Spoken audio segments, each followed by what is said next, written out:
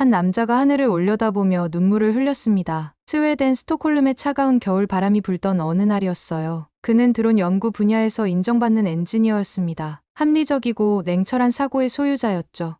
동료들은 그를 신뢰했고 상사들은 그의 판단력을 높이 샀습니다. 그런 그가 왜 갑자기 감정적으로 변한 걸까요? 무엇이 이 이성적인 과학자를 이렇게 만든 건지 아무도 이해할 수 없었어요. 더욱 놀라운 건 그의 입에서 나온 말이었습니다. 시작 전 좋아요 버튼과 구독 버튼을 함께 눌러주시면 재밌는 사연을 무료로 만나보실 수 있습니다. 영상 시청하시면서 다양한 의견을 댓글로 적어주세요. 안녕하세요. 저는 마르틴이라고 합니다. 스웨덴 스톡홀름에 있는 국립항공우주연구소에서 드론 시스템을 연구하는 엔지니어죠. 그날 아침 제 세계가 완전히 뒤바뀔 줄은 꿈에도 몰랐습니다. 회의실 문을 열고 들어서는 순간 뭔가 이상했어요. 평소보다 동료들 표정이 심각했거든요. 연구소 소장인 안데르스가 저를 보더니 미묘한 미소를 지었습니다. 그런데 그 미소가 왜 이렇게 불편하게 느껴지는 걸까요? 마르틴, 자리에 앉아봐. 안데르스의 목소리에는 평소와 다른 뉘앙스가 있었어요. 마치 뭔가 큰 일을 앞두고 있다는 듯한.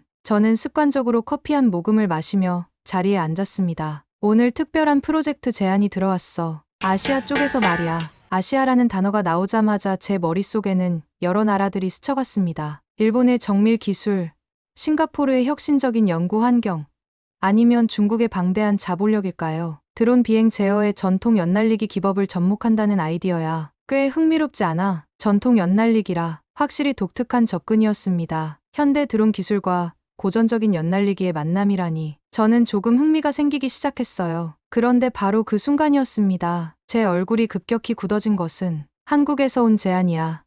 마르틴. 한국. 그 두 글자가 제 귀에 들어오자마자 모든 게 달라졌습니다. 솔직히 말하면 저는 한국이라는 나라를 좋아하지 않았어요. 아니, 정확히는 신뢰하지 않았다고 해야겠죠. 무엇보다 그들의 과도한 국수주의가 견딜 수 없었거든요. 자국 것만이 최고라고 우기는 태도, 모든 걸 자기네가 원조라고 주장하는 모습들. 그런 걸 볼 때마다 정말 답답했습니다. 한국이요? 정말 한국에서 온 제안이라고요? 제 목소리에 실망감이 드러났나 봅니다. 안데르스가 눈썹을 살짝 치켜 올렸거든요. 왜? 뭔가 문제라도 있어? 아니요. 그런 건 아니고요. 그냥 한국 기술이 과연 우리 수준에 맞을지 의문이 들어서요. 사실 이건 겉으로 표현한 것이고 속마음은 훨씬 복잡했습니다. 한국인들의 그 특유의 감정적인 접근 방식이 과학적인 연구에 도움이 될 리 없다고 생각했거든요. 게다가 전통 연날리기라니요. 21세기에 무슨 조선시대 놀이를 가지고 최첨단 드론을 조종한다는 건지. 그런데 일주일 후 정말 예상치 못한 일이 벌어졌습니다. 제 목이 뒤로 젖혀질 정도로 놀란 건 처음이었어요. 연구소 입구에서 커피를 마시며 서 있던 저는 급하게 컵을 내려놓아야 했습니다. 안데르스가 다가와서 말했거든요. 마르틴, 한국팀이 도착했어. 지금 바로 만나볼까? 한국팀이라니. 솔직히 저는 정장 차림의 비즈니스맨들이 와서 파워포인트로 뭔가 화려한 프레젠테이션을 할 거라고 생각했습니다. 아니면 최소한 노트북 몇 대와 복잡한 장비들을 가지고 올 줄 알았죠. 회의실 문을 열고 들어갔는데 이상했어요. 테이블 위에는 노트북 대신 뭔가 다른 것들이 놓여 있었거든요. 얇은 종이 같은 것들, 그리고 실 뭉치들이 보였습니다. 안녕하세요. 저는 리입니다. 한국에서 온 전문가가 저에게 인사를 건넸어요. 생각보다 차분한 목소리였습니다. 나이는 저와 비슷해 보였고 뭔가 진중한 느낌이 들었죠. 마르틴입니다. 그런데 장비는 어디 있나요? 제가 물었을 때 리가 미소를 지었어요. 그리고 테이블 위에 그것들을 가리켰습니다. 바로 그때 깨달았죠. 그들이 정말로 전통 연을 가져온 거였습니다. 종이로 만든 연이었어요. 그것도 아주 정교하게 만들어진 빨간색과 파란색으로 칠해져 있고 실은 가느다란 케이블처럼 보였습니다. 제 눈에는 그냥 아이들 장난감 같았거든요. 이걸로 드론을 조종한다는 건가요? 제 목소리에 의심이 섞여 나왔나 봅니다. 리가 고개를 끄덕였어요. 네, 맞습니다. 전통 연날리기의 원리를 현대 기술과 결합한 거죠. 정말 믿기 어려웠어요. 21세기의 종이연으로 최첨단 드론을 조종한다니. 그런데 리의 표정은 너무나 진지했습니다. 직접 보여드릴까요? 밖으로 나가자 하늘이 흐렸어요. 스톡홀름 특유의 회색빛 구름이 낮게 깔려 있었죠. 바람도 제법 불고 있었고요. 연날리기 하기에는 좋은 날씨 같았습니다. 리가 연을 들고 서더니 실을 풀기 시작했어요. 그 순간 제 가슴이 두근거리기 시작했는데 왜 그랬는지 지금도 잘 모르겠어요. 뭔가 특별한 일이 일어날 것 같은 예감이었을까요? 연이 하늘로 올라가기 시작했습니다. 빨간색과 파란색 천이 바람에 펄럭이며 점점 높이 올라가는 모습을 보는데 정말 아름다웠어요. 그런데 더 놀라운 건 그 다음이었습니다. 리가 실을 당기고 밀면서 연을 좌우로 움직였거든요. 마치 하늘에서 춤을 추는 것 같았습니다. 그리고 나서 작은 드론을 꺼내더니 연과 연결했어요. 그런데 바로 그 순간 제 심장이 이상하게 뛰기 시작했습니다. 리가 작은 장치를 꺼내더니 드론과 연결하기 시작했어요. 그것도 그냥 연결하는 게 아니라 뭔가 정교한 케이블 같은 걸로 말입니다. 저는 여전히 반신반의했죠. 아무리 봐도 그냥 장난감 같았거든요. 이 케이블이 핵심입니다. 리가 제게 설명하기 시작했어요. 전통 연날리기에서 실은 단순히 연을 붙잡는 역할만 하는 게 아닙니다. 바람의 방향과 세기를 감지하고 그에 따라 연의 움직임을 조절하죠. 이 원리를 현대 드론 기술에 적용한 겁니다. 그런데 정말 효과가 있나요? 제가 솔직하게 물었을 때 리 뒤쪽에서 누군가 다가왔어요. 정장을 입은 중년 남성이었습니다. 안녕하세요. 저는 한화시스템에서 온 김 부장입니다. 한화시스템이라 이름은 들어본 적 있었어요. 한국의 방산업체라고 알고 있었는데 정확히 뭘 하는 회사인지는 잘 몰랐습니다. 저희가 개발한 통신 기술을 이 실험에 적용해 보려고 합니다. 이미 군용 드론과 민간 레이더 시스템에서 테스트를 마친 기술이죠. 김 부장의 말에 안데르스가 눈썹을 치켜 올렸어요. 군용 드론이라는 말에 관심이 생긴 것 같았습니다. 구체적으로 어떤 기술인가요? 전통 케이블 원리와 현대 무선 통신을 결합한 하이브리드 제어 시스템입니다. 연의 움직임을 실시간으로 분석해서 드론의 비행 경로를 조정하는 거죠. 설명을 듣는데도 여전히 믿기 어려웠어요. 그런데 김 부장이 태블릿을 꺼내더니 뭔가를 보여주기 시작했습니다. 이게 저희가 글로벌 군사 시장에서 테스트한 결과입니다. 화면에는 복잡한 그래프들과 데이터들이 나왔어요. 솔직히 다 이해하지는 못했지만 뭔가 대단해 보였습니다. 바로 그때였습니다. 제 입이 저절로 벌어진 건 리가 연을 조작하기 시작하자 드론이 정말로 움직이기 시작한 거예요. 그것도 아주 정밀하게 위로, 아래로, 좌로, 우로 마치 리의 손동작에 완벽하게 반응하는 것 같았습니다. 이게 어떻게 가능한 거죠? 제 목소리가 떨렸나 봅니다. 안데르스도 입을 다물지 못하고 있었거든요. 케이블을 통해 전달되는 미세한 진동과 장력 변화를 센서가 감지합니다. 그리고 그 데이터를 실시간으로 드론 제어 시스템에 전송하는 거죠. 김 부장의 설명이 이어졌어요. 이 기술은 이미 해외 몇 개국에서 관심을 보이고 있습니다. 특히 정밀 감시와 수색 작업에 매우 유용하거든요. 드론이 하늘에서 팔자를 그리며 날아다니는 모습을 보는데 정말 신기했어요. 마치 리의 의도를 완벽하게 읽어내는 것 같았습니다. 그런데 그 다음 순간 제 가슴이 철렁 내려앉았습니다. 하늘에서 드론이 완벽하게 팔자를 그리며 날고 있을 때였어요. 모든 게 순조로워 보였죠. 안데르스는 감탄하며 고개를 끄덕이고 있었고 다른 연구원들도 휴대폰을 꺼내 영상을 찍기 시작했습니다. 저도 마음속으로는 인정하고 있었어요. 한국 기술이 생각보다 괜찮다는 걸 말입니다. 리가 연을 더 높이 올리려고 실을 풀어주는 순간이었어요. 갑자기 바람이 거세졌습니다. 스톡홀름 날씨가 원래 변덕스럽긴 하지만 이번엔 정말 심했어요. 이상한데? 리의 목소리에 당황스러운 기색이 스쳤습니다. 연이 갑자기 이상한 방향으로 휘청거리기 시작했거든요. 바람이 너무 세요. 김 부장이 태블릿을 보며 걱정스럽게 말했어요. 화면에 빨간 경고등이 깜빡이고 있었습니다. 드론 고도를 낮춰야겠습니다. 리가 연실을 당기려고 했는데 그때 정말 예상치 못한 일이 벌어졌어요. 강풍이 한 번 더 몰아치면서 연이 완전히 통제를 벗어난 거였습니다. 안 돼요. 케이블이. 리의 얼굴이 하얗게 질렸어요. 연과 드론을 연결하던 케이블에 무리가 가고 있었거든요. 드론이 하늘에서 이상하게 흔들리기 시작했습니다. 좌우로 심하게 기울더니 급기야 빙글빙글 돌기 시작했어요. 완전히 제어 불능 상태였습니다. 이런, 어떻게 하죠? 안데르스가 다급하게 물었어요. 이 상황이 계속되면 드론이 추락할 수도 있었거든요. 게다가 아래쪽은 연구소 주차장이었습니다. 사람이 다칠 수도 있는 상황이었어요. 긴급 착륙 시스템을 작동시켜야 합니다. 김 부장이 태블릿을 조작하기 시작했어요. 하지만 강풍 때문에 신호가 제대로 전달되지 않는 것 같았습니다. 연결이 안 돼요. 케이블 통신도 끊어졌고 리가 연실을 잡고 안간힘을 쓰고 있었지만 역부족이었어요. 연이 너무 세게 당겨져서 리 혼자서는 감당할 수 없었거든요. 바로 그 순간이었습니다. 제 몸이 저절로 움직인 건 제가 도와드릴게요. 저도 모르게 리 옆으로 달려가서 케이블을 잡았어요. 솔직히 왜 그랬는지 지금도 잘 모르겠습니다. 순간적인 판단이었죠. 위험해요. 마르틴. 케이블이 끊어질 수도. 리가 걱정스럽게 말했지만 저는 이미 케이블을 꽉 잡고 있었어요. 같이 당겨봅시다. 하나, 둘, 셋. 우리 둘이 힘을 합쳐 케이블을 당기기 시작했습니다. 처음에는 별 효과가 없는 것 같았어요. 그런데 점점 드론의 움직임이 안정되기 시작했습니다. 됐어요. 됐어요. 김 부장이 태블릿을 보며 안도의 한숨을 쉬었어요. 신호가 다시 잡혔습니다. 이제 안전하게 착륙시킬 수 있어요. 드론이 천천히 아래로 내려오기 시작했습니다. 그 모습을 보면서 저는 이상한 기분이 들었어요. 방금 전까지만 해도 한국 기술을 의심했는데 지금은 그 기술을 살리기 위해 제가 직접 나서고 있었거든요. 그런데 드론이 안전하게 착륙한 후 제 마음속에 이상한 감정이 올라왔습니다. 모든 게 끝나고 나니까 현실감이 돌아왔어요. 방금 전 제가 한 행동이 정말 당황스러웠거든요. 왜 갑자기 케이블을 잡고 나섰을까요? 한국 기술을 못 믿겠다고 했던 제가 말입니다. 고맙습니다, 마르틴. 리가 저에게 인사를 건넸어요. 얼굴에는 진심 어린 감사의 표정이 떠 있었습니다. 아니에요.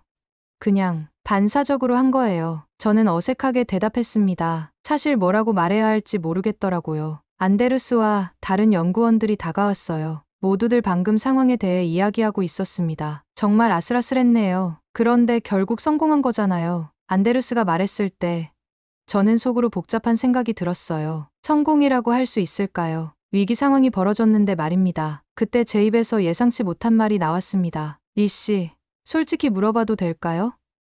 정말로 이 기술이 효과가 있나요? 분위기가 순간 조용해졌어요. 너무 직설적인 질문이었나 싶었습니다. 하지만 저는 정말 궁금했거든요. 리가 잠시 생각하더니 차분하게 대답했어요. 의심하시는 게 당연합니다. 저라도 그랬을 거예요.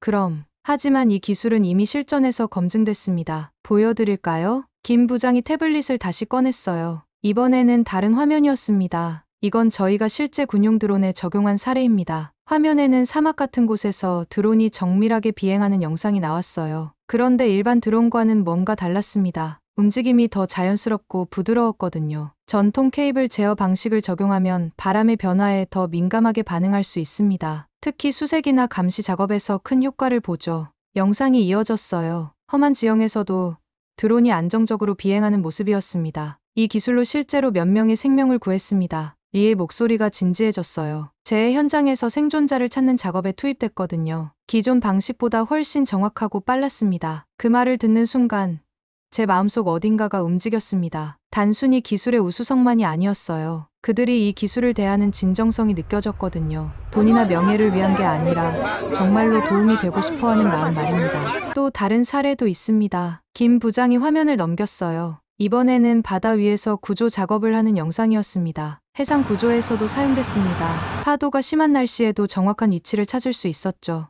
영상 속에서 드론이 거친 파도 위를 날아다니며 조난자를 찾는 모습이 나왔어요. 정말 인상적이었습니다. 이 모든 게 전통 연날리기 원리 덕분이에요. 리가 말했을 때 저는 처음으로 존경스러운 마음이 들었습니다. 단순한 기계적 실력이 아니라 사람을 생각하는 마음이 느껴졌거든요. 정말 놀랍네요. 제 목소리에서 진심이 묻어났나 봅니다. 리가 미소를 지었거든요. 그런데 그 이후 벌어진 일은 제 예상을 완전히 뛰어넘었습니다. 리와 김 부장이 장비를 정리하는 동안 저는 멍하니 서 있었어요. 방금 전까지의 모든 상황이 꿈만 같았거든요. 한국 기술에 대한 제 편견이 하나씩 무너지고 있었습니다. 마르틴, 한 번 더 실험해 볼까요? 안데르스가 제안했어요. 이번에는 더 체계적으로 해보자는 뜻이었습니다. 좋은 생각이네요. 이번에는 우리가 협력해서 해봅시다. 제 입에서 자연스럽게 나온 말이었어요. 스스로도 놀랐습니다. 두 번째 실험은 완전히 달랐어요. 이번에는 제가 리와 함께 케이블을 조작했습니다. 처음에는 서툴렀지만 리가 차근차근 설명해줬어요. 이렇게 미세하게 당기면 드론이 좌로 기울어집니다. 아, 정말 신기하네요. 케이블을 통해 전달되는 미묘한 진동을 느끼는 순간 저는 완전히 매료됐습니다. 정말로 연날리기와 똑같았거든요. 바람을 읽고 실의 장력을 조절하고 그에 따라 하늘의 물체를 조종하는 것. 이제 이해가 가기 시작해요. 제가 말했을 때 리가 환하게 웃었어요. 처음에는 다들 그러세요. 하지만 한번 느끼고 나면 절대 잊을 수 없죠. 30분 정도 더 실험을 계속했습니다. 이번에는 한 번도 위기 상황이 발생하지 않았어요. 우리의 호흡이 맞았거든요. 해가 지기 시작했습니다. 스톡홀름의 겨울 해질녘은 정말 아름다워요. 하늘이 오렌지빛으로 물들면서 연구소 건물들이 실루엣으로 보였습니다. 성공이네요. 안데르스가 박수를 치기 시작했어요. 다른 연구원들도 따라서 박수를 쳤습니다. 그 소리가 연구소 마당에 울려 퍼졌죠. 바로 그 순간이었습니다. 제 마음이 뭉클해진 건 리가 저에게 다가와서 손을 내밀었어요. 악수가 아니라 포옹을 하자는 뜻이었습니다. 정말 고맙습니다.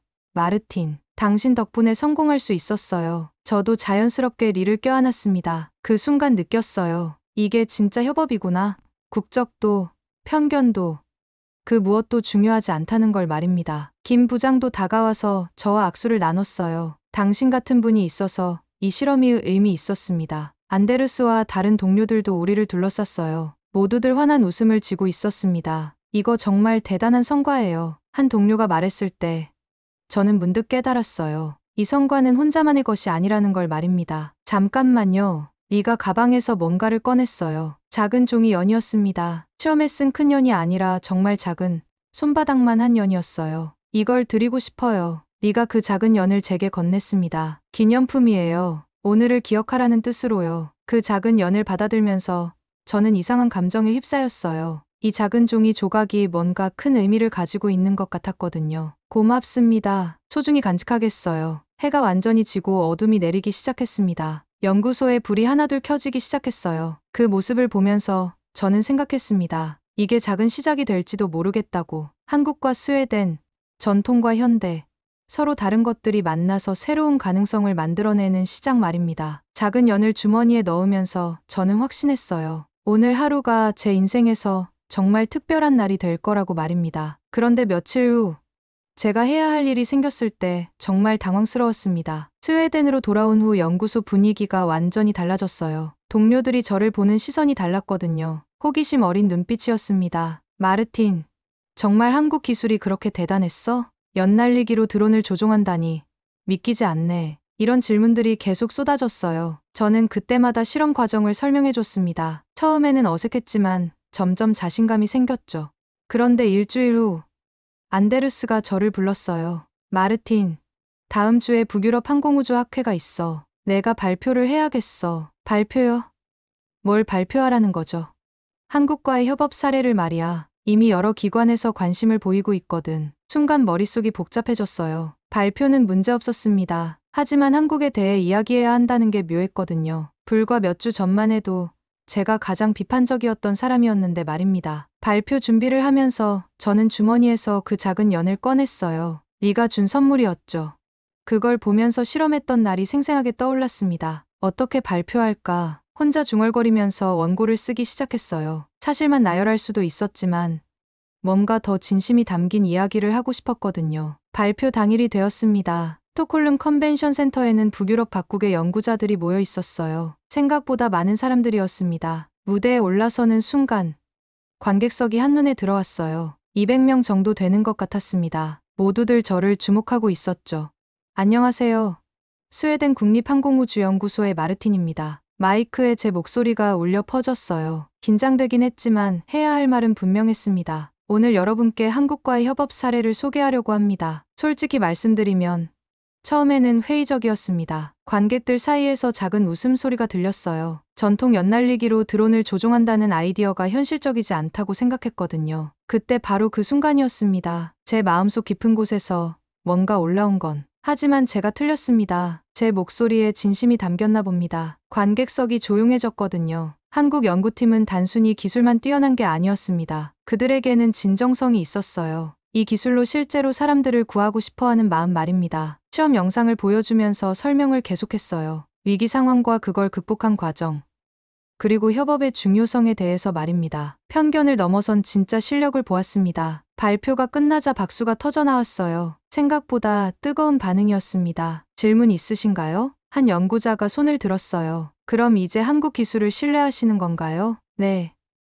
완전히 신뢰합니다. 아니, 신뢰하는 정도가 아니라 존경합니다. 제 답변에 관객들이 놀라는 것 같았어요. 아마 예상하지 못한 대답이었을 거예요. 발표가 끝난 후 여러 사람들이 다가왔어요. 한국과의 협업에 관심이 있다는 사람들이었습니다. 정말 인상적인 발표였어요. 우리도 한국팀과 연결해 줄 수 있나요? 이런 반응들을 보면서 저는 뿌듯했어요. 제 발표가 한국에 대한 인식을 바꾸는데 도움이 됐다는 생각이 들었거든요. 그날 밤 호텔 방에서 주머니 속 작은 연을 다시 꺼내봤어요. 이 작은 종이 조각이 이렇게 큰 변화의 시작이 될 줄은 정말 몰랐습니다. 그런데 한 달 후에 벌어진 일은 제 인생에서 가장 감동적인 순간이 되었습니다. 스웨덴 정부에서 연락이 왔어요. 올해의 혁신 기술상 시상식에 참석해 달라는 것이었습니다. 매년 열리는 행사였지만 저는 처음 초대받았거든요. 시상식 당일 스톡홀름 시청 대강당은 정말 화려했어요. 샹들리에가 반짝이고 각국 대사들과 정부 관계자들이 참석했습니다. 저는 정장을 차려입고 참석했죠. 올해 혁신 공로상 수상자를 발표하겠습니다. 사회자가 마이크를 잡았을 때 장내가 조용해졌어요. 여러 후보들이 있었는데 누가 받을지 궁금했습니다. 전통 기술과 현대 과학의 융합으로 새로운 가능성을 제시한 한국 연구팀에게 수상의 영광을 돌립니다. 그 순간 제 심장이 쿵쾅거렸어요. 한국팀이라니, 리와 김 부장이 정말 상을 받는 건가요? 무대 쪽을 보니 정말로 리와 김 부장이 나타났습니다. 깔끔한 정장을 입고 무대로 걸어 올라가는 모습이 정말 당당해 보였어요. 이 기술은 이미 여러 나라에서 실용화 단계에 접어들었으며 특히 인명구조 분야에서 혁신적인 성과를 보이고 있습니다. 사회자의 설명이 이어졌어요. 제가 경험했던 그 실험이 이렇게 큰 의미를 갖게 된 거였습니다. 박수가 터져 나왔어요. 저도 열심히 박수를 쳤습니다. 그런데 무대에서 리가 저를 찾는 것 같았어요. 시선이 마주치자 리가 미소를 지었죠. 감사 인사를 듣겠습니다. 리가 마이크 앞에 섰어요. 이 상은 저희만의 것이 아닙니다. 스웨덴 연구팀과의 협업 없이는 불가능했을 거예요. 그때 리가 저를 가리켰습니다. 특히 마르틴 연구원께 감사드립니다. 위기 상황에서 저희와 함께 해주셨거든요. 갑자기 모든 시선이 저에게 집중됐어요. 얼굴이 화끈거렸지만 자랑스러웠습니다. 시상식이 끝난 후 리와 김 부장이 저에게 다가왔어요. 마르틴, 정말 고맙습니다. 제가 더 고맙죠.